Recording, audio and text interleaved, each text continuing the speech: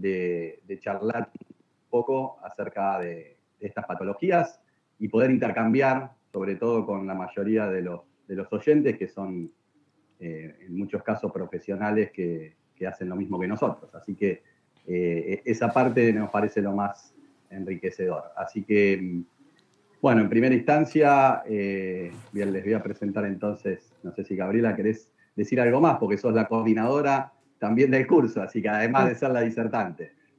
Sí, bueno, lo mismo que Fernando, agradecer el apoyo de Night para poder realizar el curso, esta segunda edición del curso, porque lo hemos hecho el año pasado también, con mucha gente que nos acompañó y que vemos que este año nos acompaña nuevamente. Así que agradecer, para nosotros es un gusto poder darlo junto con todas las personas que convocamos para dar las distintas charlas. Bueno, esperemos que todos estén a gusto y que se animen a preguntar, no hay ningún problema. Vamos a tratar de, al final de cada encuentro, abrir un espacio en el tiempo, un espacio de preguntas, así por eso es sincrónico y es más lindo poder encontrarnos y un poco compartir nuestra actividad, nuestras dudas y aprender todos.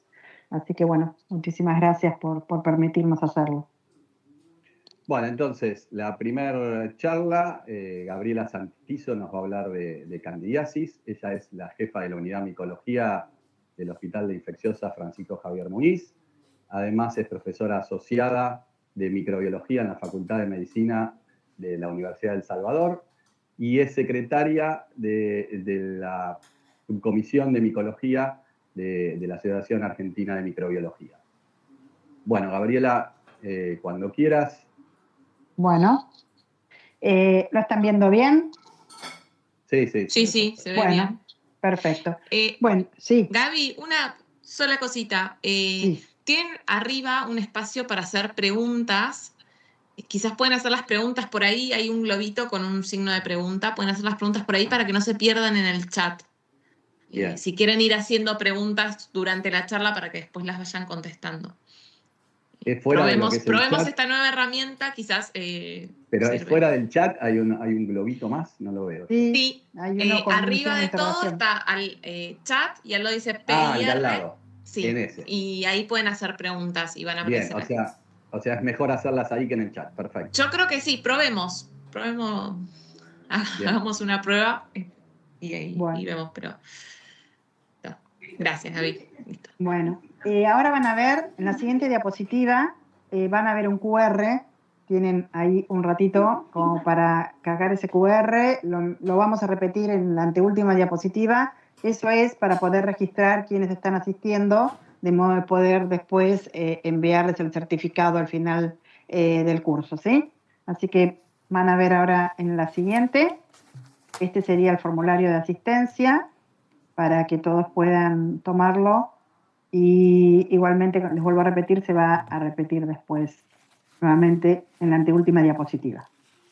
Bueno, como vieron en esta primera diapositiva, yo les voy a hablar de candidiasis, un tema que vamos a ver a lo largo de esta charla, que sigue siendo controvertido, a pesar de cuando nosotros hablamos de micología y hablamos de cándida, parece como lo más frecuente, lo más fácil, y pudiéramos tener muchísimas herramientas para diagnosticarlo, y vamos a ver que es una de las cosas que más nos cuesta, uno de los temas que más nos cuesta en micología. Y esto es por algunas de estas cuestiones que justamente ven acá.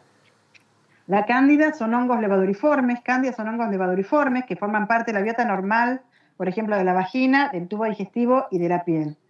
Por lo cual, vamos a estar hablando en general de una infección endógena. En algunos casos puede ser exógena cuando hay alguna transmisión, a veces en infecciones asociadas al cuidado de la salud, pero en general, como forma parte de la biota normal del microbioma de los individuos, va a ser una infección endógena. Lo vamos a encontrar en diferentes muestras clínicas, pero el hallazgo no implica que sea responsable de la patología. Es muy difícil a veces establecer colonización versus infección. Entonces, nosotros la vemos, la cultivamos, ¿cuándo vamos a jerarquizarla? Y ocasiona enfermedad en individuos en general con una alteración de la respuesta inmune. En general da en huéspedes inmunocomprometidos o en huéspedes sobre todo que se encuentran en unidades de cuidados intensivos, donde vamos a ver que están bajo diferentes riesgos de poder contraer esta infección.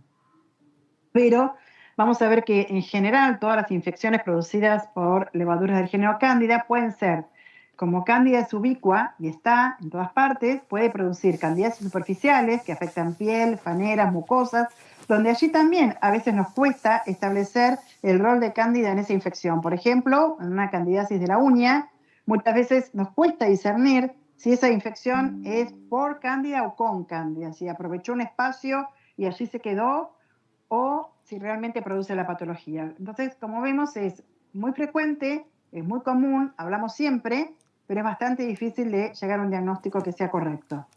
Y por supuesto, hoy nos vamos a ocupar de las candidiasis sistémicas, que son aquellas que van a comprometer órganos o tejidos profundos. Entonces vamos a hablar sobre todo de candidemia,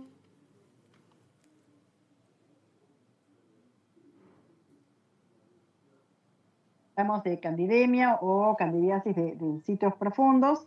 O sea, una puede estar acompañada de la otra o ser independientes, que tengamos candidemia, pero que no haya candidiasis de ningún sitio, o que sí se encuentren estas dos entidades. En general se hablan, hay distintas series, pero hablan entre 12 y 14 casos por 100.000 personas por año. Esto es importante tener en cuenta. Entre un 1 o 2% de los pacientes que ingresados en terapia, hay algunas series que hablan de que existe una posibilidad que tengan una candidiasis. Y vamos a ver que lo principal de esto, el problema principal, es llegar a hacer el diagnóstico de etiología que sea correcto, porque nos encontramos con varias dificultades. Algunas son las que ya les mencioné y otras es que realmente hay mucha dificultad para el diagnóstico porque hay pocas estrategias diagnósticas que nos ayuden a llegar a ser responsable a cambio de una determinada patología.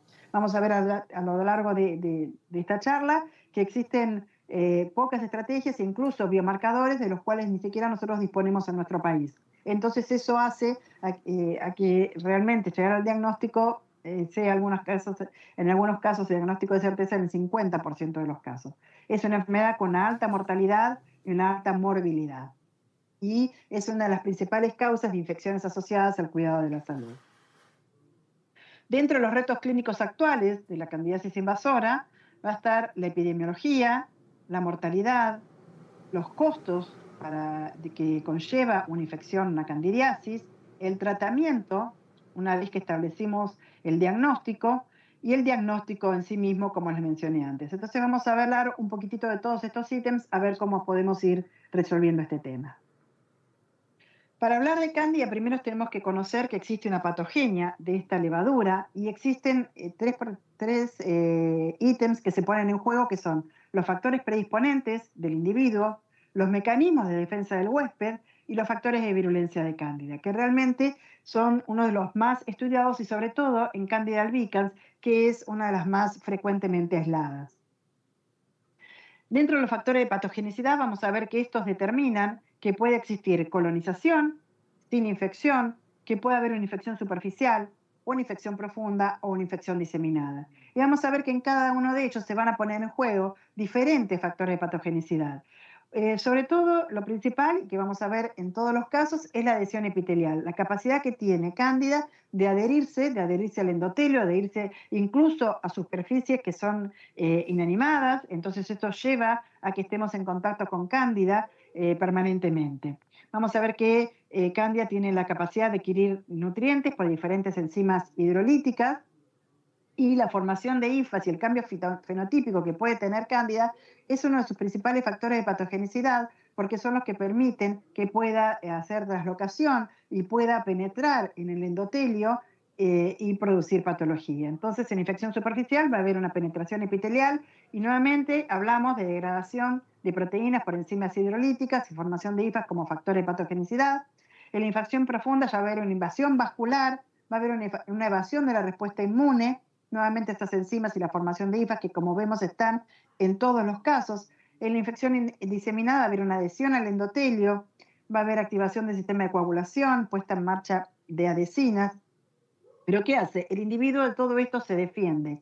Mientras Cándida se encuentra en un equilibrio, porque es un comensal habitual, como les dije al principio, del organismo, vamos a ver que en el tubo digestivo, desde la boca hasta el ano, existe levaduras del género Cándida formando parte del microbioma, están en la piel, están en vagina, pero mientras estén en equilibrio con el resto de los microorganismos, por ejemplo, y sin que exista ningún quiebre de los factores de defensa del huésped, Cándida se comporta como comensal. Pero en cuanto hay una falla en la flora microbiana, porque por ejemplo existen antibióticos de amplio espectro, entonces hay una barrida de esa flora, de ese microbioma normal, entonces Cándida puede desarrollarse, puede estar en un mayor número, con lo cual mayores posibilidades de producir infección. Y además, otra de las cosas que tenemos que tener en cuenta es la integridad del estrato córneo y, por supuesto, los mecanismos inmunes del huésped. Entonces vemos acá en este esquema que puede haber en este esquema puede haber adhesión y colonización. La levadura puede formar hifas y puede penetrar, pero puede permanecer allí colonizando. En cambio puede también producir hifas y penetrar. Entonces pueden penetrar y puede haber una diseminación vascular. O puede, por ejemplo, formar biofilm en una determinada cánula, en un catéter, y esto va a dar origen a una candidemia, y a partir de esa candidemia puede hacer impacto en cualquier órgano de la economía. Puede hacer impacto en corazón, en riñón, en hígado, en pulmones, en ojos, cerebro, en hueso. Y vamos a ver como uno de los importantes factores que existen dentro de los factores que ponen en juego el huésped es las cirugías intestinales, las cirugías abdominales, que hace que pueda también existir traslocación de cándida a la cavidad abdominal y de allí también pasar al torrente sanguíneo y nuevamente producir esta diseminación. Entonces, ese pase de levadura a IFA hace que Cándida, además, está sobre todo, como les dije, muy bien estudiado en Cándida albicans, es la formación de la biopelícula.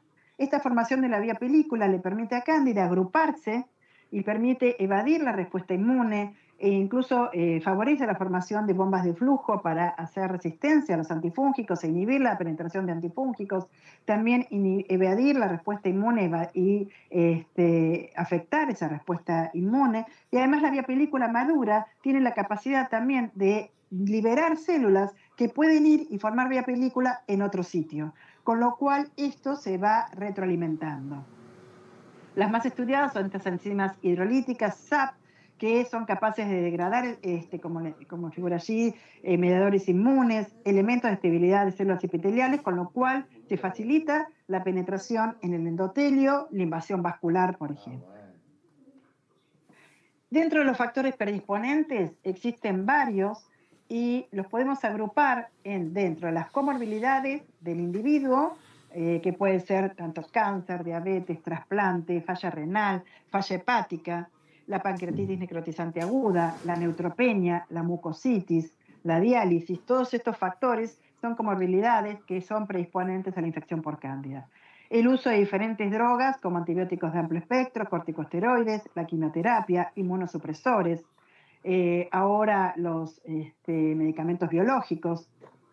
Luego, todas las condiciones nosocomiales, como una larga estadía en terapia intensiva, como les dije, entre el 1 y el 2% de los pacientes que ingresan existen series que indican que del 1 al 2% de los pacientes que ingresan en terapia desarrollan una candidiasis, y esto realmente es para tener en cuenta. Existen estudios que se hicieron post-mortem de pacientes de terapia intensiva, un estudio durante 12 años, en donde el 54% de los pacientes que tenían hemocultivos positivos para cándida, luego se encontraron lesiones tanto en riñón como en corazón, como en hígado, como en cerebro, y lo mismo en pacientes que tuvieron cáncer y se hicieron estudios de las necropsias de esos pacientes y también se vio que existían lesiones en diferentes órganos. También existen factores genéticos como mutaciones en lectina 1, en CAR9, que son de los más estudiados, en donde se ve que existe una predisposición a la infección por cándida en pacientes que tienen mutaciones en estos genes. Entonces, si uno pudiera estudiar, por ejemplo, con anticipación la genética del paciente, uno podría detectar estos casos y serían realmente de una gran ayuda. Vamos a ver que existen diferentes alteraciones y esto lleva a un factor predisponente y como ven acá, la candidiasis o candidosis está presente como afección micótica en casi todos los casos. Cuando hay una interrupción de la barrera cutánea mucosa, como en los grandes quemados, o simplemente en el uso de catéteres endovenosos o sonda vertical. en las enfermedades metabólicas como diabetes y acidosis metabólica, en las enfermedades oncomatológicas, en la alteración de la inmunidad celular en el SIDA. En todos ellos hay posibilidad de que exista la candidiasis. El uso de inmunosupresores, por ejemplo, el trasplante de órganos sólidos, cuando hay una alteración de la biota normal por el uso de antibióticos de amplio espectro, como les dije al principio, cuando hay alteración en el número de función de los neutrófilos, ya sea por el uso de inmunosupresores o corticoides, o en la neutropenia, como ven, en todos los casos aparece cándida como posibilidad de infección. Entonces esto constituye un problema realmente implacable de salud pública. En todo el mundo afecta a más de 750.000 personas cada año y representa en algunas series indicado 50.000 muertes sobre la base, se dice, de estimaciones aún conservadoras. La tasa de mortalidad también difieren de acuerdo al grupo de pacientes que está afectado, al manejo clínico, a la institución, sala del hospital, las enfermedades subyacentes, la edad. En los extremos de la vida la tasa de mortalidad realmente es mayor. Y esta enfermedad también es responsable de altos costos de atención médica por el uso de todo lo que uno tiene que realizar para el diagnóstico y luego el uso de antifúngicos. Entonces realmente, si uno pudiera establecer un diagnóstico temprano, sería de gran utilidad y minimizaría todos estos riesgos. Y además tenemos que tener en cuenta que aparecen otras cosas que nos afectan, como fue la aparición de Candida auris. La emergencia de Candida auris, que es una especie fúngica capaz de ser intrínsecamente resistente a los 3 antifúngicos principales, que son los azoles, la fotericina B e incluso equinocandinas, de acuerdo a los clados, esto va variando, realmente constituye una alarma muy grande y fue una alarma mundial que todavía no se pudo detener. Se aisló por primera vez en el oído de un paciente japonés con otitis externa en 2009 y aún en 2024 siguen existiendo comunicaciones de infecciones por Candida auris. Entonces, desde este momento, los brotes hospitalarios y las infecciones fúngicas invasoras causadas por esta especie se describieron en más de 40 países en los 5 continentes y es un problema de salud global. Sabemos que Candida auris se adhiere a las superficies y permanece allí semanas. Es muy difícil de erradicar y es muy difícil de erradicar una vez que ingresó en alguna institución. Y además existen otros factores, como puede ser, como sucedió con la pandemia de COVID, que esto trajo nuevos desafíos para todos los trabajadores de la salud en todo el mundo, y vamos a ver que todos los pacientes que requirieron hospitalización por COVID-19 tuvieron riesgo de realizar una candidiasis invasora o candidemia, y realmente esto también trajo un problema mayor sumado al COVID. Entonces siempre tenemos que estar alertos en cuando sucede que no solamente cándida, estamos hablando siempre de candida albicans, candida parapsilosis, que son las que normalmente estamos acostumbrados a aislar y tratar, sino que puede haber emergentes como Candida auris y otras situaciones como esta pandemia que realmente pusieron.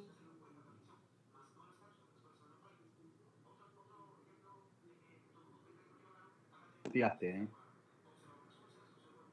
Gaby, te muteaste.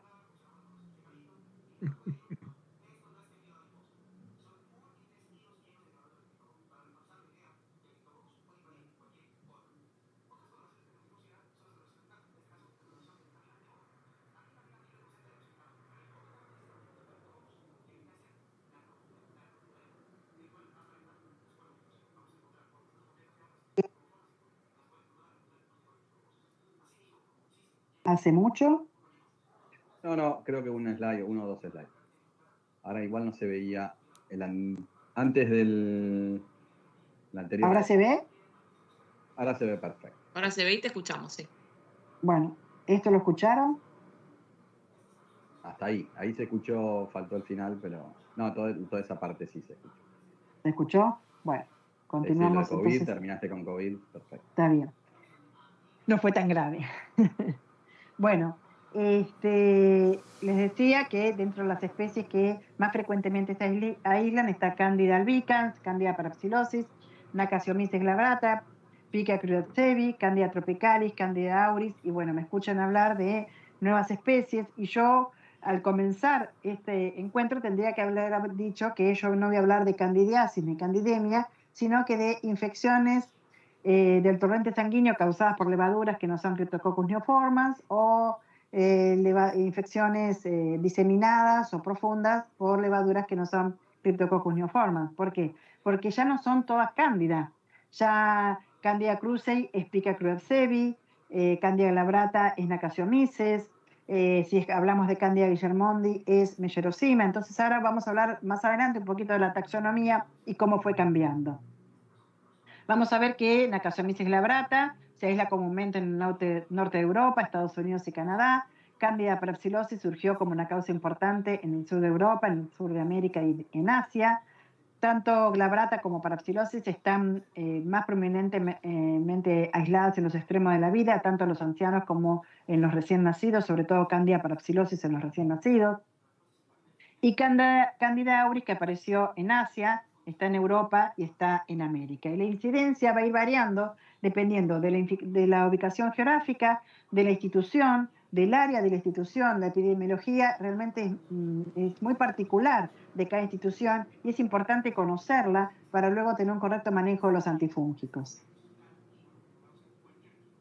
Acá les muestro, en este gráfico se muestra la proporción de la mayoría de las más comúnmente aisladas cándidas en episodios de candidemia en Latinoamérica y en el Caribe, y vamos a ver que lo que está en color azul es Candida albicans, lo que está en color amarillo es Candida parapsilosis y lo que está en verde es Candida tropicalis, que como verán son los que mayormente se aíslan, sobre todo en América, y seguidas por también existen aislamientos de Candida krusei, guillermondi, bueno, Candida, les vuelvo a repetir, tendría que hablar de Pichia crudatsevi o Meyerosima guillermondi.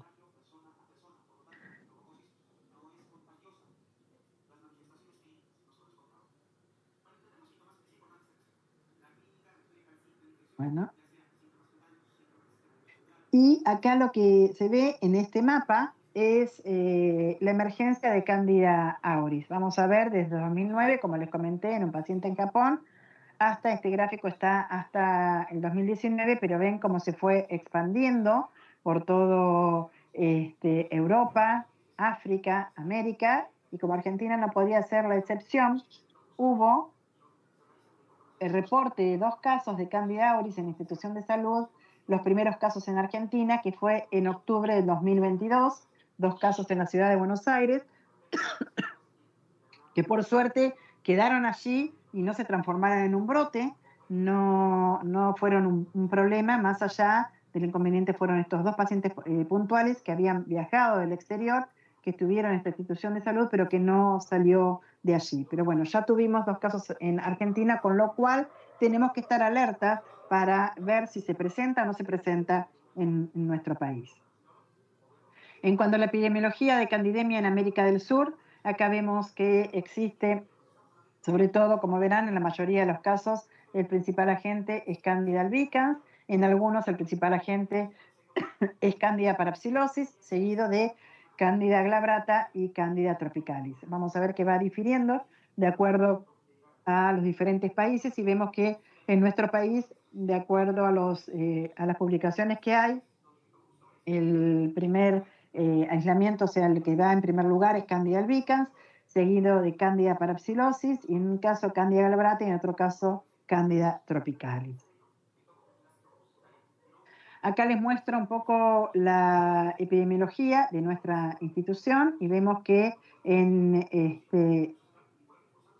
nuestro hospital hicimos un corte entre enero de 2012 y junio del 2015 de candidemias y o candidiasis invasora, y fueron levaduras aisladas tanto de hemocultivo como de líquido cefalorraquídeo, líquido peritoneal y un absceso de partes blandas, y vemos que la mayoría de los aislamientos fue Candida albicans, seguido de Candida tropicalis y Candida parapsilosis. Todos los aislamientos de Candida tropicalis y Candida parapsilosis fueron en ese momento sensibles al fluconazol, y Candida albicans presentó solo un aislamiento resistente a fluconazol y otro sensible dependiente de la dosis. La mayoría de los pacientes fueron hombres con una mediana edad de 40 años, casi el 70% eran HIV positivo. El factor de riesgo más frecuente era la utilización de varios esquemas de antibióticos previos. La comorbilidad más frecuente fue la tuberculosis, seguida por la neumonía adquirida en la comunidad e infecciones de piel y partes blandas. casi un 61% de los pacientes estaban internados en terapia intensiva y la mortalidad global fue de 55%, semejante a lo que les estuve comentando al principio, que son las estadísticas mundiales. En las conclusiones, en ese momento, la especie más frecuente había sido Candida albicans y el fluconazol seguía siendo una droga útil, pero en pacientes graves se recomienda de todos modos utilizar equinocandinas y luego de obtenida la CIM y obtenida sobre todo la tipificación de la levadura, ajustar el tratamiento. Entre 2012 y 2023, estas son las fungemias que tuvimos por levadura, que no son Cryptococcus neoformans, en nuestra institución, y vemos que algunos años, como este, por ejemplo, hubo una mayor cantidad de casos porque hubo un brote en una de las salas y por eso hay mayor cantidad de casos comunicados en ese año. Y aquí vemos cuáles fueron las especies aisladas en esos años. Bueno, Candida albicans vemos que se mantiene, siempre es esta barra azul en casi todos los años, pero vemos que ya en 2023 está igualada por Candida parapsilosis y esto realmente constituye un problema de emergencia a veces de resistencia que lo vamos a ver más adelante. Entonces tenemos que tener en cuenta cuál es la epidemiología de cada lugar para poder establecer cuál es la mejor terapia que yo puedo emplear en la institución en donde me encuentre. Esto es les comparo acá dos trabajos, de la derecha son datos que todavía no están publicados, son datos de la red de micología del gobierno de la ciudad de Buenos Aires, y vamos a ver que en el de la izquierda fueron datos entre el 2005 y 2008, fueron 4 años, en donde Candida albicans estuvo como en primer lugar, con un 41% de los casos de candidemia se refirieron a Candida albicans. La incidencia global de fungemias fue de 1,72 episodios por 1.000 ingresos hospitalarios y hubo 1.020 episodios de fungemia y hubo de esos 683 episodios por Cándida. En ese momento también cuando hablamos de fungemia hablamos de los aislamientos, por ejemplo, de Histoplasma capsulatum y de Cryptococcus. Y vemos que hubo algunos casos de infecciones mixtas por Candida albicans y parapsilosis, o Candida albicans y tropicalis, Candida parapsilosis famata, como ven, hubieron algunos casos de episodios mixtos. En esta otra cohorte de la derecha, que fue de 2 años, entre 2022 y en los años 22 y 23, vamos a ver que la incidencia global de fungemias fue de 1,26 por 1.000 ingresos hospitalarios. Como ven, la incidencia global fue menor, pero se registraron 641 episodios de fungemia, pero casi el 89% de esos episodios fueron por levaduras no Cryptococcus. Como ven, pasó de un 67% de Cándida en esos que eran en esos 4 años a un casi 89% de fungemias por levaduras en esta última cohorte. Es una cosa realmente un detalle para tener en cuenta, y vemos que en este caso el primer aislado fue Candida parapsilosis. En este caso no están discriminados por edad, se consideraron todos juntos, pediátricos y adultos. Bueno, dentro de las manifestaciones clínicas van a ser muy variadas a partir de la candidemia. Vamos a poder, como les dije antes, puede hacer impacto en diferentes órganos. Y volvemos a este mismo esquema para situarnos nuevamente, en donde de adhesión y colonización pueda pasar a una penetración, invasión y diseminación vascular. Puede haber colonización o formación de biofilm en los catéteres. Eso es muy importante tener en cuenta. A partir de allí, la candidemia, lo mismo que la traslocación del intestino o la traslocación a veces que se produce en los pacientes que tienen mucositis. También hay una traslocación en el endotelio y esto hace que haya una candidemia. A partir de allí puede haber infecciones en diferentes órganos. Y también podemos pasar de la colonización a la infección, ¿sí? Sabemos que Cándida coloniza muy frecuentemente y se puede pasar de esa colonización a la infección en diferentes órganos. Hay que tenerlo en cuenta siempre esto. Entonces va a poder estar afectado ojos, corazón, pulmones, riñones, hígado, intestino, como ven, vaso, huesos, o sea que vamos a poder tener diferentes patologías que se asocian a Cándida. Entonces la candidemia se va a definir por el aislamiento de especies de cándida en al menos un hemocultivo y es inequívoco. O sea, el aislamiento en un solo hemocultivo ya es diagnóstico y podemos hablar de candidemia. De la candidiasis invasora se estima que casi un 40% representan una candidemia aislada y el 32,1% va a ser una candidiasis invasora profunda, sin candidemia, y un 28% candidemia asociada a candidiasis invasora profunda. Como yo les mencioné antes, hay que tener en cuenta 3 casos: candidemia sola o candidemia con infecciones de sitios profundos o infección solo de sitios profundos. Los pacientes que tienen candidemia son más fáciles de identificar que los pacientes con candidiasis profunda, porque es mucho más difícil el diagnóstico en estos casos que en una candidemia, que por lo menos contamos con el hemocultivo para poder hacer diagnóstico. La mayoría de los focos surgen de un episodio anterior de candidemia que en muchos casos no se diagnostica porque lamentablemente la positividad de los hemocultivos es del 50%. Realmente la sensibilidad del hemocultivo muchas veces como único método diagnóstico con el que contamos es de un 50%. Como ven, es como tirar una moneda, la sensibilidad es mitad y mitad. Tenemos que tener en cuenta que las infecciones asociadas al cuidado de la salud, los hongos de levaduriformes realmente constituyen un problema muy importante dentro de las infecciones asociadas al cuidado de la salud, como les dije al principio, es una de las principales.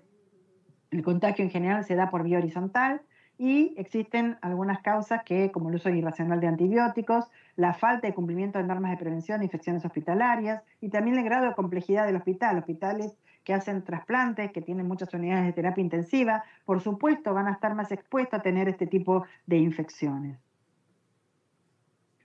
A modo de definición, y sobre todo porque se habla mucho de la infección fúngica invasora de brecha, podemos hablar de la infección fúngica invasora persistente, que es esa infección fúngica invasora sin cambios de inicio, que a veces puede preceder al éxito del tratamiento. La refractaria, que es cuando existe una infección fúngica con empeoramiento o nuevos signos o síntomas clínicos que están atribuibles o hallazgos radiológicos atribuibles a la infección fúngica invasora durante el tratamiento. La recidivante, que se produce tras la interrupción del tratamiento antifúngico, y la infección fúngica invasora de brecha, que es la que se produce durante la exposición a un medicamento antifúngico, incluidos los hongos que están fuera del espectro de actividad de ese antifúngico. Así es como fue definida la infección fúngica invasora de brecha. Lo mismo da que estemos hablando de hongos filamentosos, como en este caso que hablamos de cándida. Y el momento de la infección fúngica invasora de brecha es el primer signo o síntoma clínico, hallazgo micológico, característica radiológica que pueda ser atribuible en este caso. Existen diferentes factores de riesgo para esta infección fúngica invasora de brecha, como puede ser la leucemia aguda, la neutropenia, la inmunosupresión que incluye glucocorticoides, la mucositis, como les mencioné antes, por la translocación fúngica que se puede producir, la presencia de catéter venoso central, el uso de antibióticos de amplio espectro, los factores genéticos, como les hablé al principio, que esos factores genéticos, esos defectos en gen, como de TINA1 o CAR9, y una lista muy grande que cada vez se estudian más, pueden ser factores que produzcan un deterioro de la función inmunitaria adaptativa y innata y lleven a que tengan mayor propensión a desarrollar una infección por cándida. Entonces vemos que existen estos factores de riesgo y hay mecanismos que aumentan el riesgo de la infección fúngica invasora de brecha. Dentro de los que hablamos que se producen infecciones en estos huéspedes que pueden producir infecciones por cándida, existen las infecciones urinarias nosocomiales por levaduras. Este es un estudio que se hizo también con la red de micología del gobierno de la Ciudad de Buenos Aires, en donde intervinieron en un estudio multicéntrico de 14 hospitales de diferente complejidad que pertenecen a la red, porque siempre es un tema controvertido el tema de la infección urinaria nosocomial. Los factores de riesgo fueron terapia antimicrobiana de amplio espectro, la colocación de catéter urinario, procedimientos urológicos, existencia de diabetes, anormalidades urológicas, enfermedades hematológicas, terapia inmunosupresora, una estadía prolongada en terapia intensiva, nutrición parenteral, ventilación mecánica. Y vemos que la mayoría de los casos se dieron en personas que estaban en unidades de terapias intensivas, tanto pediátricas como de adultos, pero la mayoría de los casos fueron en esta serie 268 casos en adultos en terapia intensiva, 66 casos que fueron en terapia intensiva pediátrica y 19 en neonatología, 28 casos en unidades unidades coronarias y 7 casos en unidades de terapia intensiva intermedia. Las muestras, la mayoría de las muestras fueron obtenidas por sonda vesical, siempre tener en cuenta que la recomendación es utilizar con recambio de sonda vesical, si no vamos a estar muchas veces cultivando solamente lo que está colonizando y puede llevar a falsos resultados. Y en este caso, el 50% de los aislamientos se debieron a Candida albicans, seguida de Candida tropicalis. En general, Candida tropicalis aparece en infecciones urinarias.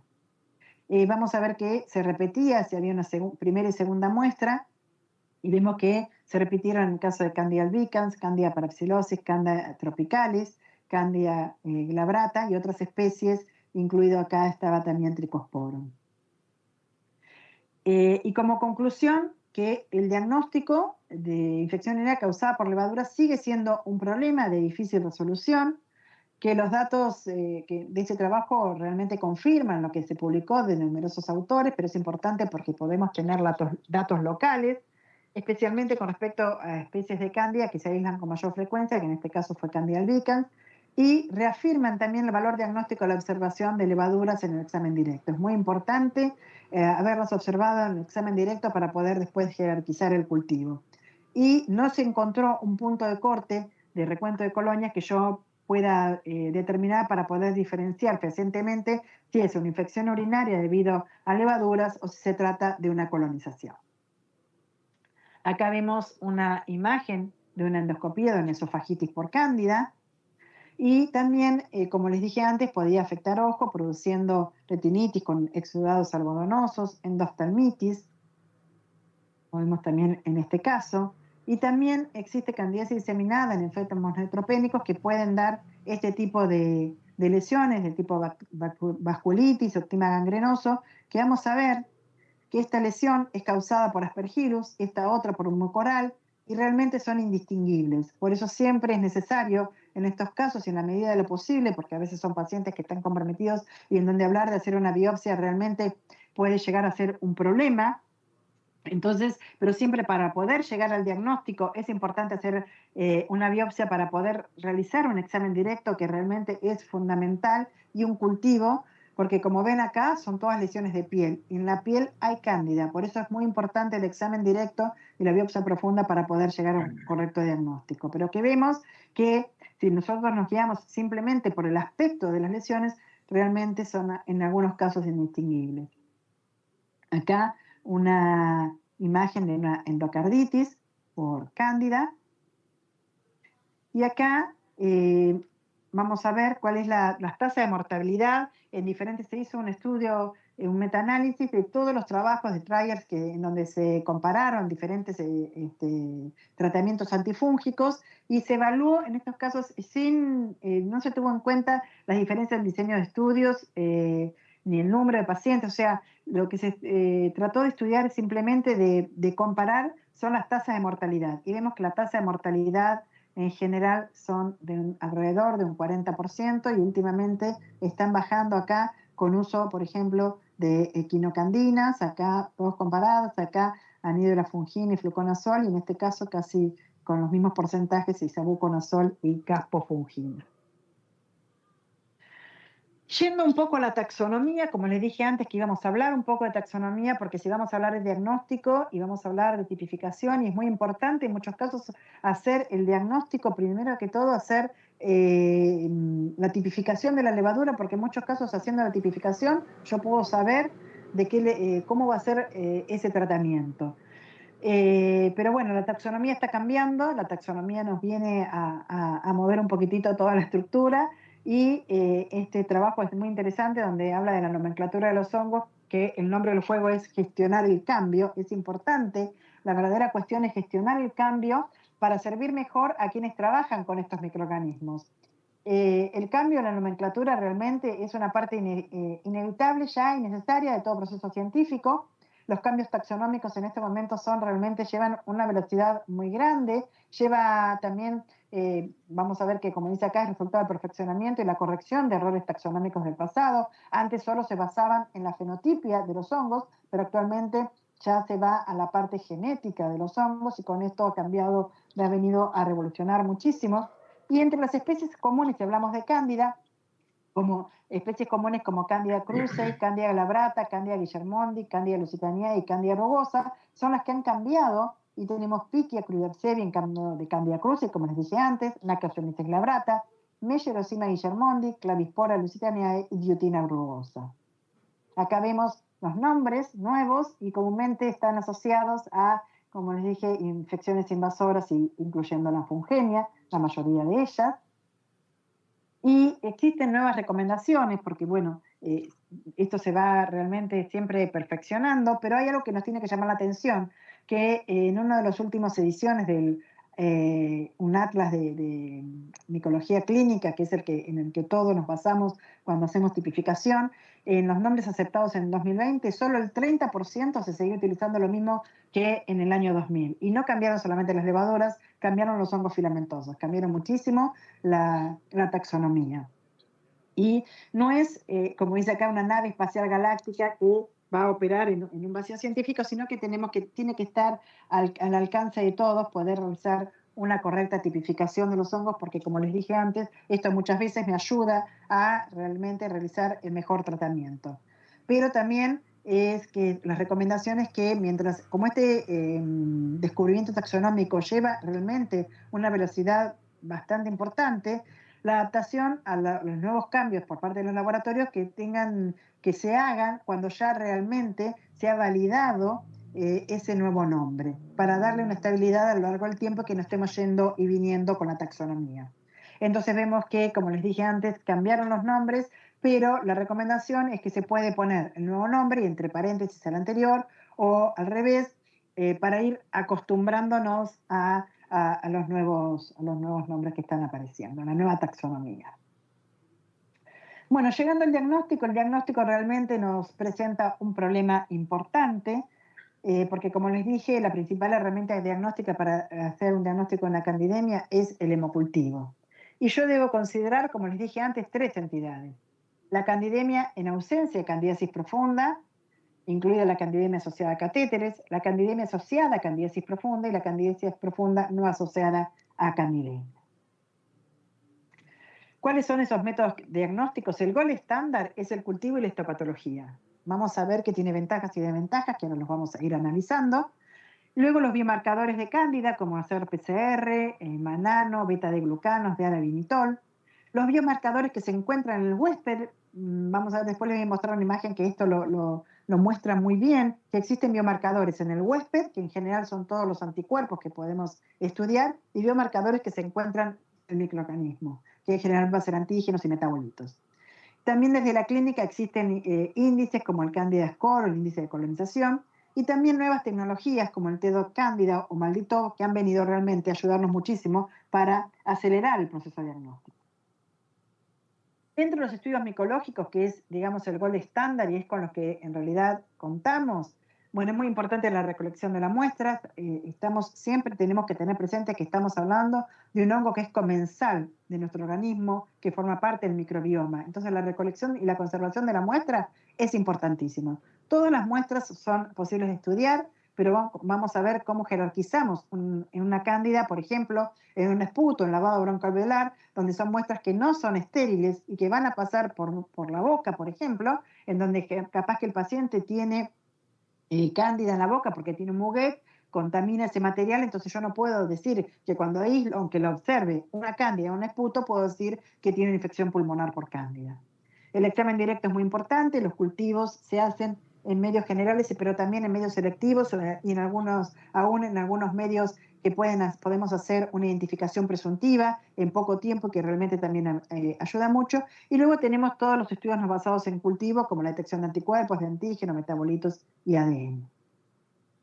Las muestras, como le dije, el hemocultivo, a pesar de la escasa sensibilidad global de aproximadamente el 50%, sigue siendo la mejor técnica para el diagnóstico microbiológico de las fungemias. O sea que contamos con el hemocultivo, tanto el método de lisicentrifugación como el método automatizado, que realmente para el aislamiento de hemocultivo todos los métodos automatizados son excelentes. Y luego todos los líquidos de punción, sobre todo los líquidos estériles, en donde va a ser más fácil jerarquizar una cándida, sobre todo si la veo en el examen directo y la aíslo luego, pero no así cuando se tratan de materiales contaminados, como puede ser, por ejemplo, un líquido peritoneal. Si yo estoy tomando una muestra de un drenaje peritoneal, realmente no es una buena muestra, seguramente esté evaluando ahí más una colonización que una infección. Y siempre se tienen que tomar las muestras en condiciones de máxima asepsia y enviarse rápidamente al laboratorio. ¿Por qué? Porque el sobrecrecimiento de cándida realmente es muy rápido. Casi se multiplican a una velocidad como estamos acostumbrados con las bacterias. Entonces es importante que se envíe rápidamente para evitar esto. Las biopsias, las mismas consideraciones que les dije antes, lo que pasa es que a veces es bastante difícil poder realizar una biopsia en pacientes que no se encuentran en las mejores condiciones. La interpretación de los cultivos, ya lo hemos ido mencionando, te lo fui diciendo que siempre se debe asociar a la situación clínica del enfermo. Nunca puedo yo interpretar un cultivo sin saber de qué paciente se trata y en qué contexto está esto que estoy aislando. El aislamiento de un hongo patógeno primario, en cualquier tipo de muestra siempre tengo un valor diagnóstico. O sea, yo aíslo un histoplasma en un esputo y tiene de valor diagnóstico en cualquier muestra. Yo aíslo una cándida o un aspergillus y no es lo mismo. Son hongos, en el caso del aspergillus es un hongo ambiental, en el caso de cándida forma parte del microbioma del hilo. Entonces, jerarquizarlo cuesta bastante. En el caso de las biopsias, el aislamiento de cualquier hongo debería considerarse significativo, pero también una contaminación accidental, como le dije, por ejemplo, en el caso de la piel. Y las muestras respiratorias son las que tienen mayor dificultad para yo poder decir que una infección por cándida es la cándida está produciendo una infección pulmonar, por ejemplo, una neumonía. Yo tendría que poder demostrar la infección, la invasión de cándida en el tejido pulmonar. Si no, de otra manera, realmente es muy difícil poder jerarquizarlo. En cuanto al tiempo que tardan en positivizarse de los cultivos, acá vemos que de acuerdo a la cepa de levadura de la que estemos hablando, es diferente el tiempo que tarda en desarrollar, y vemos que la que más tarda en promedio es Candida glabrata. Esto es el tiempo en horas, en promedio tardaría 75 horas, y la que menos tarda es Candida tropicalis, seguida de Cruce, y luego Cándida, el complejo Cándida parapsilosis, que es Cándida torsilosis, parapsilosis y metapsilosis, un tiempo parecido Cándida auris, Cándida albicans, y globalmente el tiempo que tardaría sería aproximadamente 37 horas, o sea, sería un día y medio en promedio en desarrollar una cándida en tiempo de crecimiento en un hemocultivo. Como les dije, el cultivo y la histopatología es el gol estándar. Tiene ventajas y desventajas. La ventaja, una especificidad del 100%. Yo lo aíslo, lo puedo, teniendo los recaudos que mencionamos, poder adjudicar ese valor de agente etiológico a esa levadura aislada. La desventaja, que si te trato de una biopsia, a veces son métodos invasivos, que no hay pacientes que no están en condiciones que se someta a ese tipo de estudio. El tiempo de respuesta a veces es prolongado, y la sensibilidad es muy variable, puede ir un 21 a un 75% de acuerdo a los ELIS. Y dentro de los métodos no basados en cultivo están los biomarcadores, que los biomarcadores es una característica que se mide objetivamente y se evalúa como un indicador de procesos biológicos normales, procesos patogénicos o respuestas farmacológicas a una intervención terapéutica. En este caso, los biomarcadores pueden ser antígenos, pueden ser metabolitos del hongo, pueden ser anticuerpos, que son los que produce el individuo, o detección de ADN de ese hongo. Todos estos, la búsqueda de cualquiera de ellos son todos métodos que no van a estar basados ni en el cultivo ni en la visualización del hongo. Y lo que les mencionaba antes, que vamos a ver que estos biomarcadores, en el caso de Cándida, para el diagnóstico de la candidiasis invasora, pueden ser los que están en la levadura y los biomarcadores que están en el individuo. Dentro de los que están en la levadura, en general, el que más comúnmente se nombra es la detección de 1,3-beta-D-glucano, pero también existe antígeno manano o de arabinitol y también la detección de ADN. En el caso de lo que detecto en el individuo, en general lo que produce el individuo son anticuerpos, entonces pueden ser anticuerpos antimicelio, anticuerpos antimanano, procalcitocina, son algunos de los metabolitos, algunos de los biomarcadores, perdón, que yo puedo buscar para hacer el diagnóstico. ¿Qué es lo que ocurre? ¿Qué es lo que nos ocurre a nosotros? De todo esto disponible en nuestro país, nada. Solamente tenemos hemocultivos y todos los cultivos. Y bueno, últimamente algunas pruebas moleculares como sería el uso, por ejemplo, de Malditov, que lo vamos a ver en qué casos nos ayuda muchísimo. El caso de beta-1,3, el 1,3-beta-D-glucano, es un polisacárido ubicuo en la naturaleza, principalmente en plantas y hongos. Se encuentra en la mayoría de los hongos de importancia clínica, como Candida, Aspergillus y Pneumocystis, pero no lo vamos a encontrar ni en mucorales ni en Cryptococcus. Por eso muchas veces es un indicador, si uno pudiera hacer beta-D-glucano y da negativo en un paciente crítico, uno podría sospechar que se trataría de una infección sobre todo por mucorales. Es un marcador panfúngico, solo me dice hay hongos, no me dice, no se acerca en nada a si este beta-D-glucano me va a indicar que es un aspergilo, es una cándida, una pneumocystis. No, es un panfúngico. No se encuentran en los mamíferos la mayoría de las bacterias o los virus. Y se suele detectar antes que otros marcadores diagnósticos como el cultivo, la histología, la fiebre o aún la radiología, o sea que precede todas estas situaciones. Pero como todo marcador tiene falsos positivos y falsos negativos. Falsos positivos puede ser la contaminación con glucanos en laboratorio. Realmente esto es muy importante, por eso es una técnica que hay que hacer en condiciones de esterilidad muy importantes para que sea fiable, porque como les dije es ubicuo en la naturaleza. El contacto con materiales quirúrgicos, como por ejemplo gasas, los pacientes que se encuentran en hemodiálisis, el tratamiento intravenoso con inmunoglobulinas, albúminas lo pueden afectar, el tratamiento con piperacilina, tazobactama. Y falsos negativos con los suelos hiperlipémicos estéricos, la profilaxis con antifúngicos o la citromicina endovenosa. En el caso de antígeno manano y anticuerpo antimanano, es una conjunción, lo que se recomienda es hacer una detección conjunta, la técnica es una ELISA, tampoco contamos en nuestro país, y tanto el beta-D-glucano como el manano antimanano lo que tienen es un elevado valor predictivo negativo, sobre todo en neutropénicos, o sea, sobre todo este manano antimanano tiene un valor predictivo negativo muy importante. Entonces realmente, sobre todo la ayuda es por eso. Y en estos casos la sensibilidad ven entre un 40 y 70% porque la mananemia es transitoria, o sea, el antígeno dura poco tiempo. La propuesta de SMIC es el uso de ensayos de manano-antimanano en el diagnóstico de candidemia y la candidiasis diseminada crónica, pero no para otra forma de candidiasis invasora, y el uso de beta-D-glucano se recomienda en todas estas afecciones. O sea que, como ven, el hemocultivo y el beta-D-glucano se recomendaría tanto para el diagnóstico de candidemia como de candidiasis invasora, como en candidiasis diseminada crónica. En cambio, el manano-antimanano se recomendaría en la candidiasis diseminada crónica. Otra biomarcador que ayuda a la detección de ácidos nucleicos, sobre todo si nosotros lo podemos detectar directamente en sangre, sin necesidad de un hemocultivo anterior.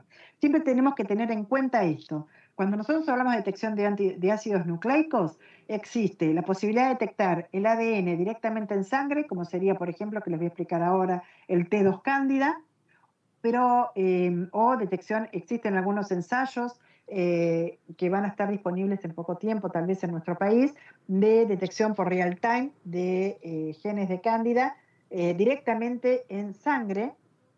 En general se usan genes que sean altamente conservados, panfúngicos de amplio rango, pero existen otros sistemas, como por ejemplo el FilmArray, que lo que yo necesito antes es el desarrollo de la levadura en el hemocultivo. O sea que no lo hago directamente yo no puedo sembrar, saco sangre al paciente y siembro eso y hago un FilmArray. No, primero tengo que tener el hemocultivo. Lo mismo que cuando hablo de Malditov. Yo no puedo tomar la muestra de sangre y directamente poner el Malditov, no por ahora.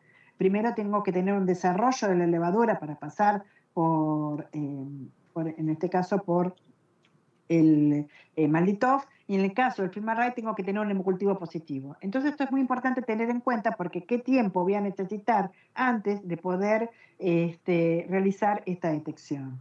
Entonces la detección de Candida mediante técnicas moleculares puede ser muy útil para el diagnóstico de candidiasis invasora porque el hemocultivo tiene poca rentabilidad en pacientes con candidiasis hepatoesplénica o aquellos que están recibiendo antifúngicos en el momento de la extracción de sangre. Entonces tenemos diferentes estrategias como el PNA-FISH, que es un método de hibridación fluorescente in situ que utiliza sondas de ácido nucleico peptídico para apuntar contra Cándida específicamente y permite la rápida y precisa detección de 5 especies que son Cándida albicans, glabrata, Parapsilosis tropicalis y cruzi, directamente de hemocultivo positivo. O sea, esto es parecido a FilmArray. Hemocultivo positivo, yo puedo hacer esta detección. En el caso de T2 Cándida, tiene la gran ventaja que se utiliza directamente en sangre completa. Se hace con un tubo de hemograma, directamente esa sangre, se hace una PCR directamente en la sangre que está acompañada de resonancia magnética, que lo que permite es la detección del ADN con mayor sensibilidad y permite la detección de ADN de 5 especies de Cándida, que es albicans, glabrata, Parapsilosis tropicalis y cruzi. En algunos casos hubo algunos diseños específicos para algunos hospitales donde realmente Candida auris es un problema grave, en donde se había diseñado incluyendo Candida auris para poder tener el diagnóstico rápido, porque se hace dentro de las 3-4 horas a partir de sangre, sin esperar el hemocultivo. Recuerden que para un hemocultivo positivo a veces había que esperar hasta 36 horas, en este caso es mucho menos, con una sensibilidad del 92%. En el caso de Malditoff, también necesito un hemocultivo positivo, pero a veces cuando del hemocultivo positivo tengo que pasar a una placa y hacerlo a partir de la pátina que comienza a crecer, puedo hacer un Malditoff y hacer una tipificación temprana. También existen algunos ensayos a partir directamente del hemocultivo, hacer un spot a partir del hemocultivo para hacerle directamente Malditoff sin esperar el desarrollo en medios sólidos. Sabemos que el hemocultivo, el Malditoff es muy rápido, entre 10 y 30 minutos. ¿Cuáles son los sistemas que me permiten detectar y hacer la tipificación de levaduras? Bueno, existen métodos con muchos más años en el mercado, como es el API20, que es un sistema miniaturizado, que tiene una base de datos que me permite realmente discriminar una gran cantidad de levaduras. Existe el desarrollo del BITE, que es automatizado, o el Phoenix, que es automatizado. Y luego también el Microscan, que también puede ser semiautomatizado, y el Rapid ID Yes Plus. Todos esos me permiten identificar levaduras del género Candida y también otro tipo de levaduras. Y existen algunos de esos, como algunas nuevas generaciones de Bitec, que aún me permiten detectar Candida auris, sin necesidad de tener que contar con un Malditoff para poder hacer esta detección, aunque siempre, cuando tratamos de Candida auris, siempre tiene que ser confirmada por Malditoff y por métodos de secuenciación. En el caso del diagnóstico de meningoencefalitis y abscesos cerebrales por Cándida, vamos a ver que cualquier sospecha de candidiasis del sistema nervioso central debe desencadenar procedimientos diagnósticos, que es el examen seriado del líquido cefalorraquídeo en los casos que se pueda, además de realizar, como siempre, hemocultivos. Otras pruebas como el de ensayo de beta-de-glucano, detección de manano-antimanano y también la resonancia, que son útiles para ayudar al diagnóstico y monitorizar la respuesta.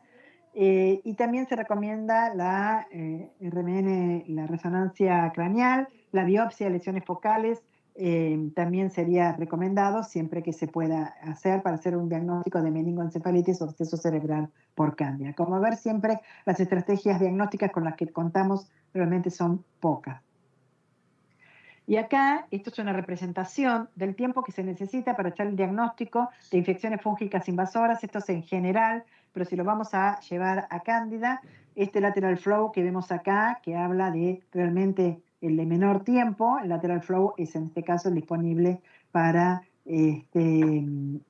Cándida, no existe. Existe para Cryptococcus, existe para, por ejemplo, el diagnóstico de Aspergillus, por diagnóstico de galactomanano. El T2 Cándida que les comenté, que tarda 4 horas, la PCR, por ejemplo, de Aspergillus, el FilmArray, que está disponible para realizar la detección de cándida, pero ven que tarda más tiempo porque tenemos que disponer para hacer el FilmArray un hemocultivo antes, y en el caso del hemocultivo, el Malditov directo, el Peñafish y el Cromagar. Y existe un Cromagar, en este caso el Cromagar es un agar cromogénico, y ese agar cromogénico me permite hacer una identificación preliminar o presuntiva de las levaduras de acuerdo al color que desarrollan, porque existen pruebas bioquímicas que se dan en ese medio de cultivo que exaltan alguna prueba fisiológica característica de cada levadura que hace que yo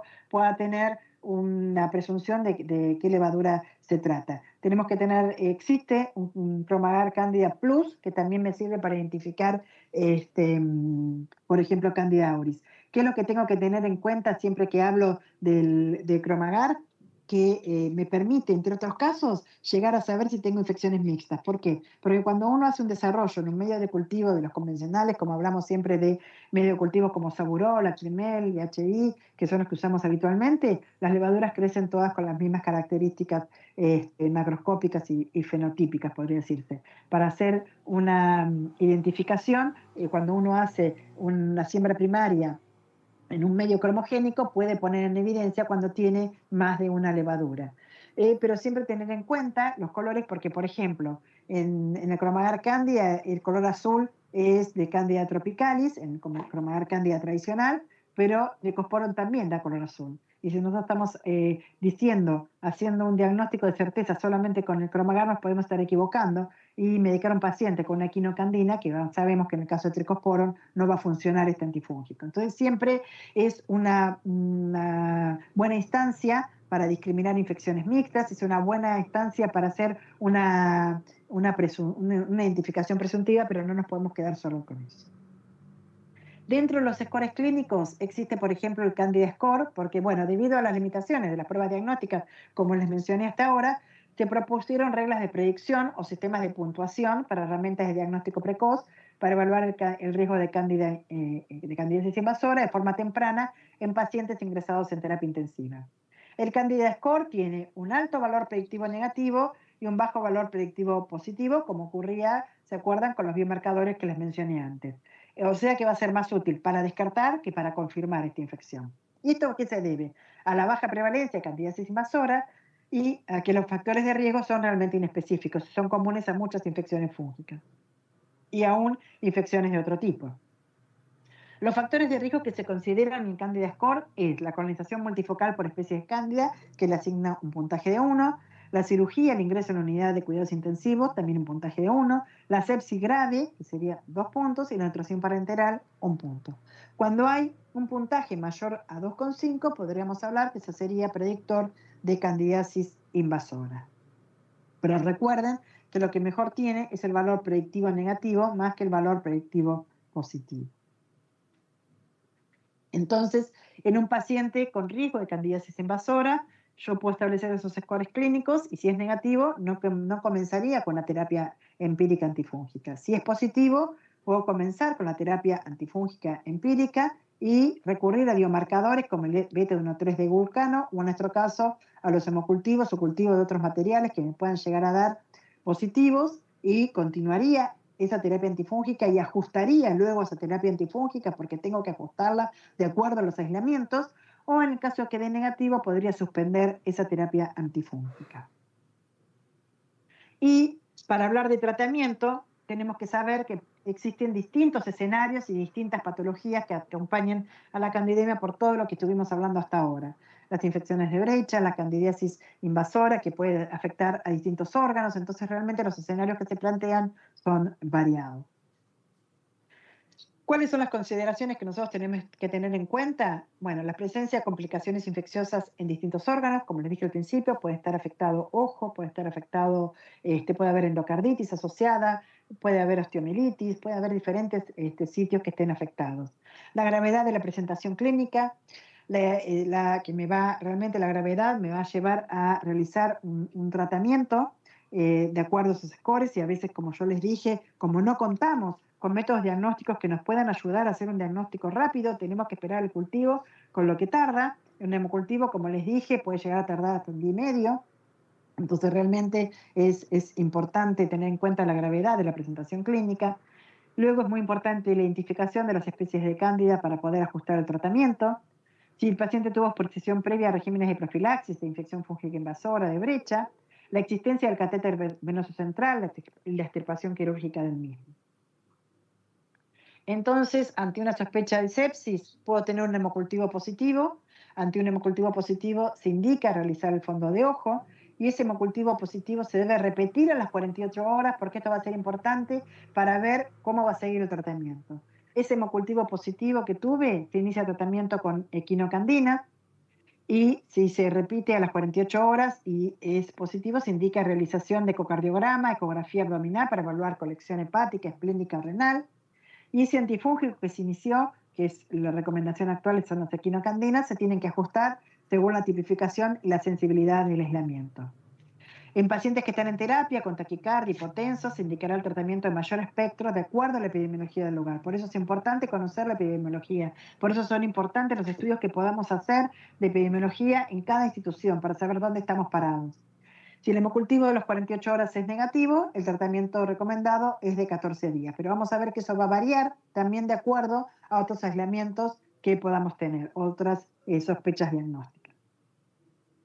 Entonces, una vez que se detecta cándida, en la candidiasis invasora, la recomendación es equinocandina, y una vez que está identificada, de acuerdo si se trata de cándida albicans, tropicalis, parapsilosis, glabrata, cruzi o auris, se puede seguir equinocandina como terapia inicial, pero puede haber una alternativa a esa terapia dada por fluconazol, por anfotericina B o voriconazol en el caso de cándida, que sabemos que es resistente natural a fluconazol, y Candida auris anfotericina. Y también para escalar, también se puede pasar a fluconazol, voriconazol o altas dosis de fluco, en el caso, por ejemplo, de Candida glabrata, y en otros casos se puede pasar a voriconazol, y en el caso de Candida auris vamos a ver que va a ser dependiente de la sensibilidad de esa levadura. Actualmente también en alguna de las guías se recomienda como de segunda línea, lo vamos a ver también, el tratamiento con isavuconazol. Ese sería el tratamiento indicado y como les dije, la duración total del tratamiento es de 14 días a partir del primer hemocultivo negativo.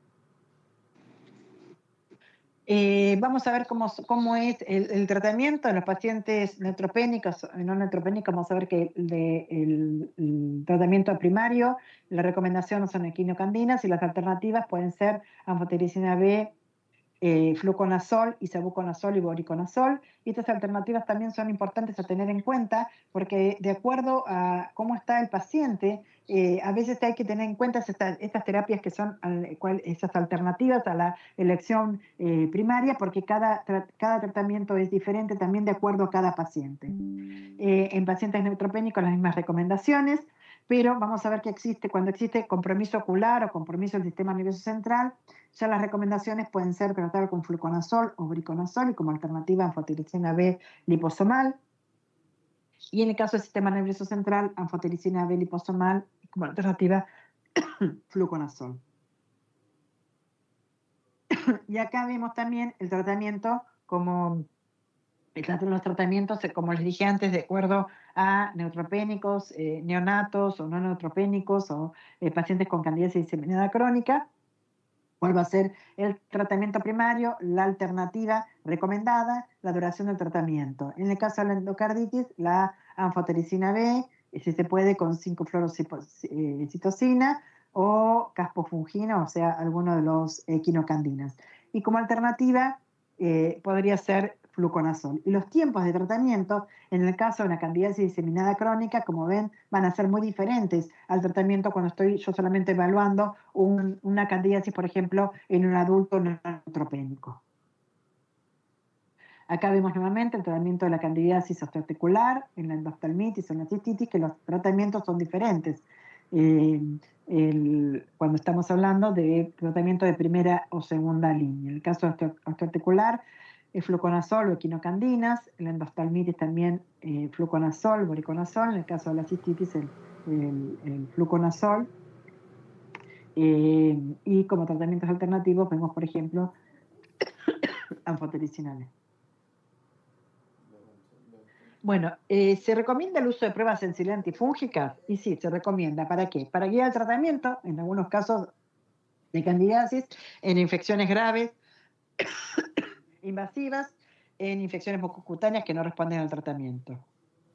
Y también se recomiendan ¿para qué? Para saber poder realizar, ajustar el tratamiento de acuerdo a estas pruebas de sensibilidad, pero sobre todo para saber la epidemiología que se está presentando, por ejemplo, en nuestro país o en determinadas instituciones que lo puedan hacer.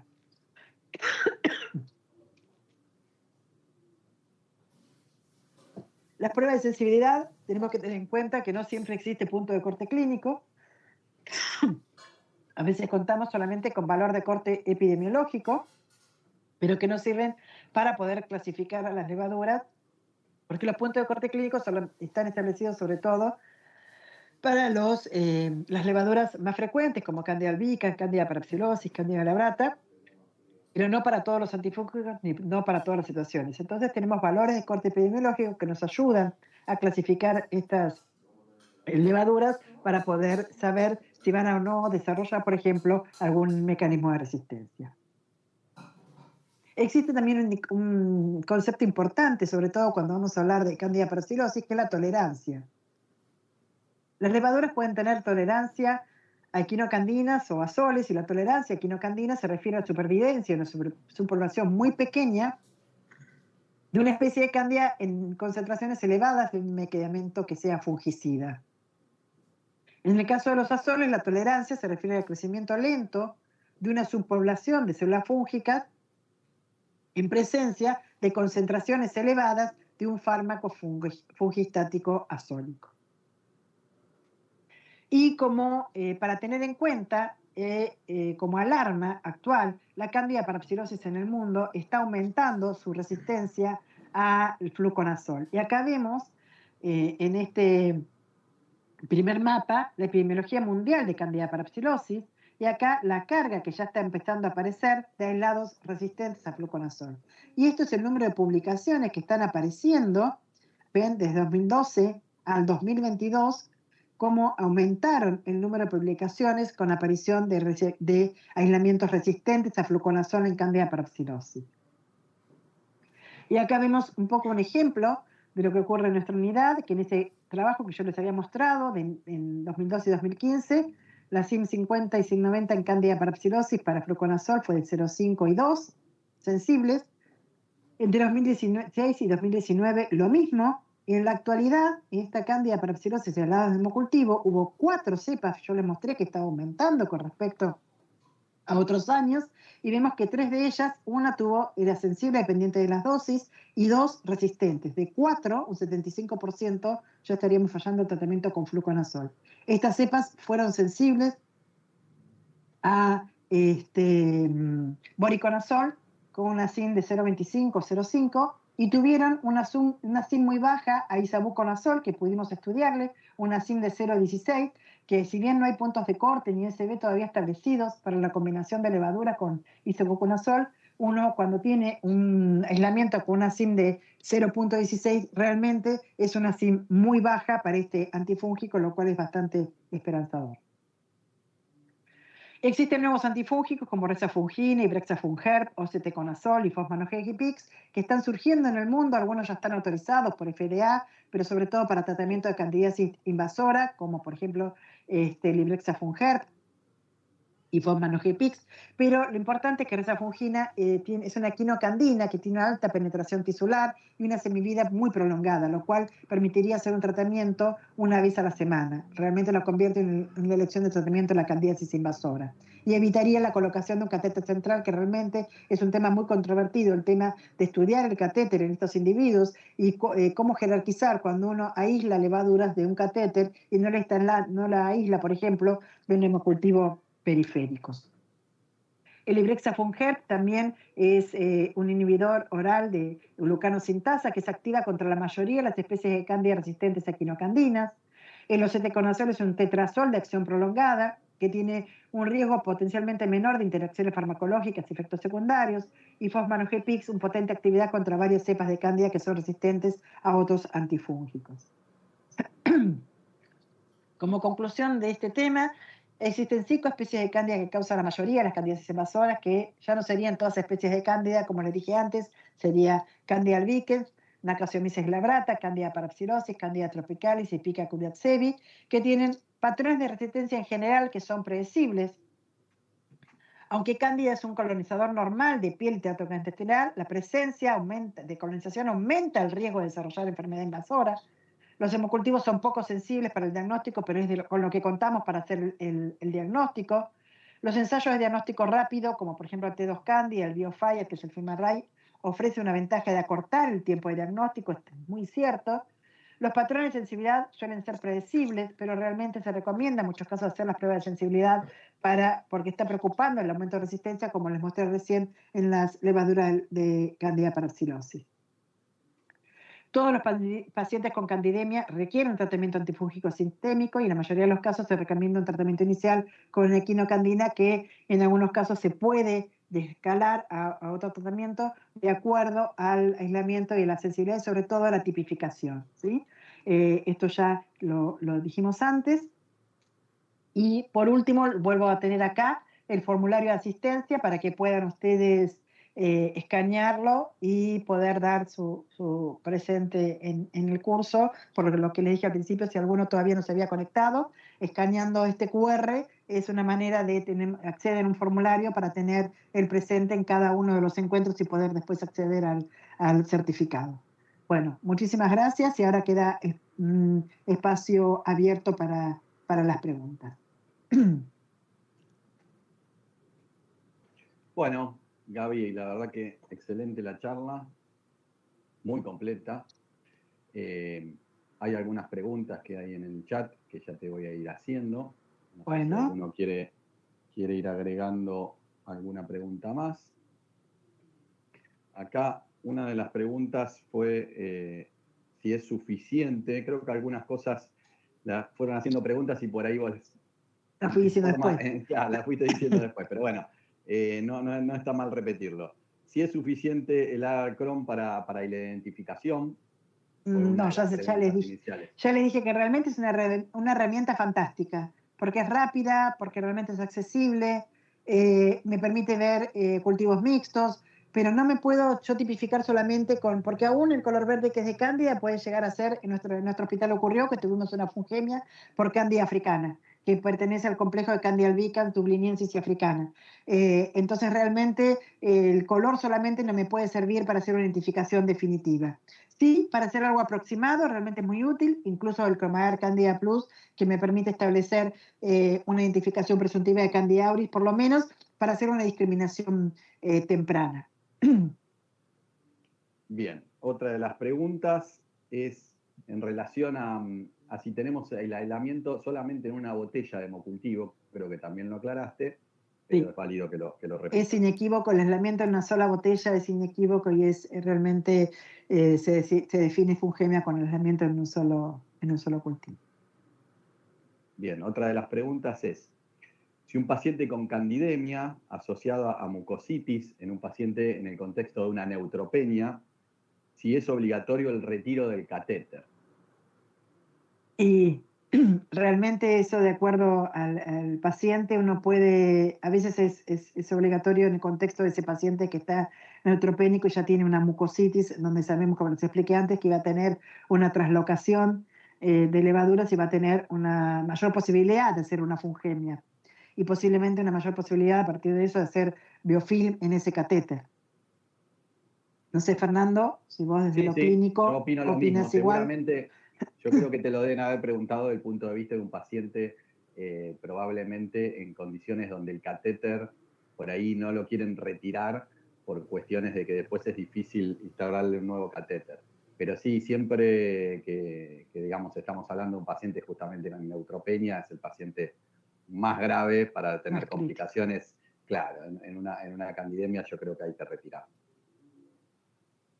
Después preguntaron en relación a manejo de infecciones neuroquirúrgicas, y cuando dicen manejo de infecciones neuroquirúrgicas, yo quiero creer que tiene que ver con que tenemos el cultivo, habría que ver en qué situación, ¿no? Porque en la neurocirugía no es una condición como para darle profilaxis a ese paciente.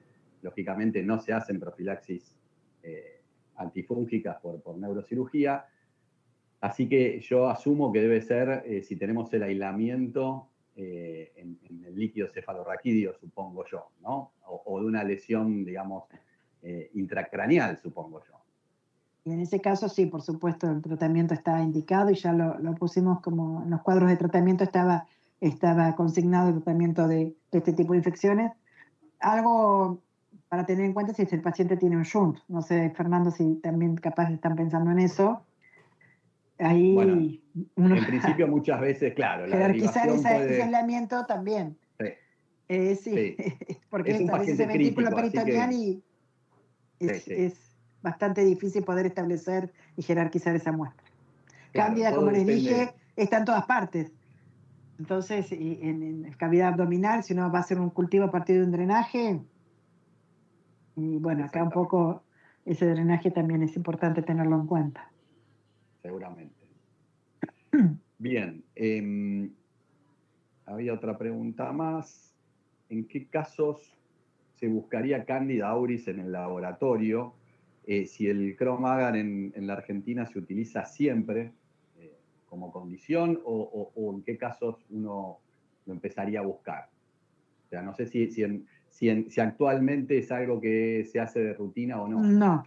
Actualmente, según recomendaciones, incluso el CDC, no está recomendado buscarlo de rutina, o sea, uno buscaría de rutina, tendría que hacer cultivos de vigilancia, se refiere a buscarlo, ¿no? Hacer cultivos para ver si puede detectar colonización, e incluso en superficies inanimadas. Pero actualmente no se recomienda todavía esto, porque no existen casos en nuestro país. También aprovecho para decirle que existe todo, a partir de esos 2 primeros casos que se hicieron, que se diagnosticaron, existe toda una red establecida para cuando hay una sospecha, incluso en ese caso se sospechó y se pudo diagnosticar. Cuando hay una sospecha, el Cromagar Candida Plus ayuda mucho por el color, pero bueno, da azul, este terrible color azul. No tiene nada que ver con los colores del Cromagar Candida tradicional, pero Candida parasilosis a veces también da azul en ese Cromagar Plus y a veces es un poco confuso, pero bueno, uno podría discernir entre esas dos y realmente ayuda muchísimo. Pero todavía el día de hoy en nuestro país no está indicado realizar cultivos de vigilancia, cuando hablamos costo-beneficio, realizar cultivos de vigilancia para detección de Candida auris. Sí, lo que uno puede hacer es tener toda la metodología preparada y estar en condiciones de diagnosticarla cuando se trata del aislamiento de cualquier sitio, cualquier cultivo que estemos realizando, ¿no? Poder tipificarle y hacer este aislamiento y si no, utilizar las redes que existen para poder enviar esa cepa a algún otro centro para poder hacer la tipificación correcta. Bien. No sé si apareció alguna pregunta más. Yo tengo una Hay más por algunas acá. preguntas en el box de preguntas, hay algunas preguntas. Yo no sé si vos las podés ver, Fernando, pero yo las veo, si quieren les voy diciendo. Hay una que pregunta, ¿cuál sería la mejor opción de tratamiento para levaduras en líquido cefalorraquídeo? Y bueno, como dijimos, anfotericina o bueno, fluconazol, de acuerdo a lo que estemos aislando, después ajustar de acuerdo a la tipificación. No sé, Fernando, vos qué te parece. Sí, sí, lógicamente uno debería saber qué tipo de levadura estamos hablando. La opción, digamos, correcta sería el fluconazol, en el caso de que sea una cándida sensible, ¿no? Digamos que es la droga que mayor concentra en el sistema nervioso, y si no, la otra opción sería anfotericina. En primera instancia, ¿no? Lógicamente después, dependiendo del aislamiento, uno por ahí optaría por otras opciones. Después hay otra pregunta que dice, en el caso de un aislamiento de cándida en urocultivo, si se considera suficiente una única muestra de orina. La recomendación es, primero, es muy importante el examen directo, no solo el cultivo, no solo hablar de aislamiento en cultivo, sino ver qué pasó con ese examen directo, y la recomendación es repetirlo. Como yo les mostré en ese trabajo que se hizo, que siempre se trataba de tener una segunda muestra. ¿Sí? Después hay otra pregunta que dice, ¿cuál sería la conducta en un paciente con punta de catéter con rescate de cándida y hemocultivos negativos en un paciente clínicamente estable a febril? ¿Se instaura tratamiento? ¿Se repite el hemocultivo? ¿Cuál sería la conducta ahí? ¿O mantener una conducta expectante, dice, solo con nuevos hemocultivos de control? Bueno, mira, Un paciente no neutropénico, aclara. Sí. Hay una publicación muy interesante donde participa, por ejemplo, el doctor Pemán, que tiene mucha experiencia en esto, gente de España, del Hospital La Fe de Valencia, que se hacen preguntas y respuestas respecto a cándida y catéter, ¿no? ¿Qué ocurre? Y una de las preguntas que se plantean es esa, y se dice que en un paciente clínicamente estable y que no es neutropénico, el aislamiento solo del catéter no es jerarquizable, o sea, si el hemocultivo periférico es negativo, como que es muy controvertido iniciar tratamiento antifúngico en ese caso. No sé, Fernando, ¿vos qué opinión tenés al respecto? Exactamente lo mismo en el caso de que sea justamente solamente la punta, ¿no? Lógicamente, paciente a febril, donde no tuvimos aislamiento de hemocultivo, no le deberíamos dar relevancia. Lo contrario pasaría si el paciente está en la terapia intensiva y verdaderamente es un paciente crítico. Ahí, lógicamente, aunque uno no esté seguro de ese aislamiento, lógicamente vamos a iniciar la terapia antifúngica y haríamos control.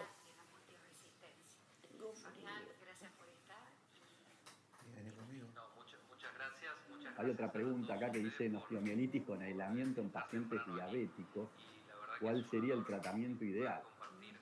Bueno, el tratamiento ideal va a depender mucho otra vez del aislamiento. O sea, que verdaderamente uno, si va a elegir una droga que concentre bien en el hueso, hay muchos analgésicos que concentran bien, el Ketorolac concentra bien, el Butanol también, el Isavuconazol también. Digamos que los azólicos serían las drogas de elecciones, pero bueno, después va a depender del aislamiento y la sensibilidad de la muestra, ¿no? Como mensaje siempre es muy importante si uno tiene que decir, a ver, ¿qué pongo a punto en mi laboratorio? La tipificación, si no puedo todo. La tipificación o la sensibilidad. La tipificación. Porque en muchos casos predice la sensibilidad. Entonces es muy importante poner a punto todo lo que sea tipificación de levaduras para poder hacer el mejor tratamiento. Incluso para después, si yo quiero bajar el antifúngico, desescalar, ver cuál es la tipificación, me sirve muchísimo. ¿Sí? Y las pruebas de sensibilidad a veces son costosas, a veces tardan más, no tanto en las levaduras, realmente en las levaduras, las pruebas de sensibilidad, tanto con la tipificación, los tiempos se han acortado muchísimo, no es como en hongos filamentosos, y me permitiría guiar el tratamiento, o sobre todo, más que guiar el tratamiento, en estos casos, lo importante de la prueba de sensibilidad es para hacer epidemiología, para saber qué es lo que está circulando, y eso es muy importante. Gaby, ¿querés compartir una vez más el QR? Porque llegaron pocas respuestas en comparación con los que están conectados, así que quizás alguno se quedó sin poder escanear. Sí. Así les damos unos minutitos mientras siguen llegando preguntas. Sí, hay una de las preguntas que habla respecto al tratamiento de la candidiuria en paciente con aislamiento de una Candida tropicalis resistente al fluconazol. Bueno, es uno de los escenarios que no queremos encontrar. Claro. Verdaderamente, si vamos a jerarquizar ese aislamiento de Candida tropicalis, se investiga y lo, digamos, estadificamos como una verdadera cistitis por Cándida, las opciones no son muchas. O sea, la anfotericina en forma sistémica, porque acá parte de la pregunta es si utilizamos una anfotericina lipídica o desoxicolato.